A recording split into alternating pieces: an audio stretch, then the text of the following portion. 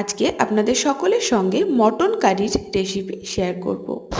প্রথমে মিক্সিতে বেটে নিয়েছি আদা এবং বেশ কিছুটা পেঁয়াজ। মাংসটাকে খুব ভালো করে ধুয়ে এর ভেতরে একে একে দিয়ে দেব নুন, হলুদ গুঁড়ো, লঙ্কা গুঁড়ো, বেটে রাখা আদা এবং পেঁয়াজ, আদা বাটা, পেঁয়াজ বাটা এবং ওপর থেকে ছড়িয়ে দিয়েছি কিছু কুচি করে কেটে রাখা পেঁয়াজ। আরও দিয়ে দেব কিছুটা সর্ষের তেল এবং কিছুটা টক দই।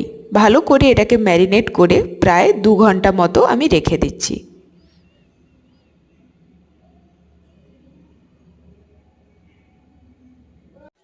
তারপর কড়াইয়ে কিছুটা সর্ষের তেল নিয়ে সেটাকে ভালো করে গরম করে আগে থেকে হাফ করে কেটে রাখা আলু আমি ভালো করে ভেজে নেব।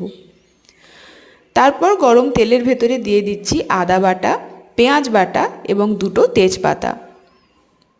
এবং যাতে মাংসের রং হালকা লাল আসে তাই আমি এখানে ব্যবহার করব খুবই সামান্য কাশ্মীরি চিলি পাউডার।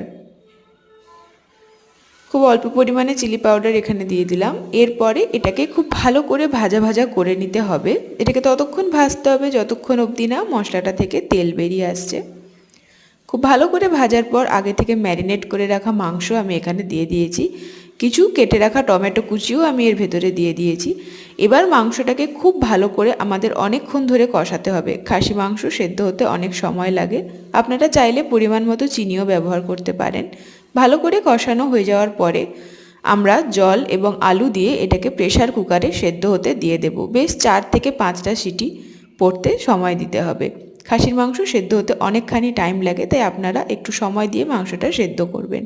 ব্যাস, আমাদের খাসির মাংস তৈরি হয়ে গেছে। রেসিপিটি কেমন লাগলো আপনারা অবশ্যই জানাবেন।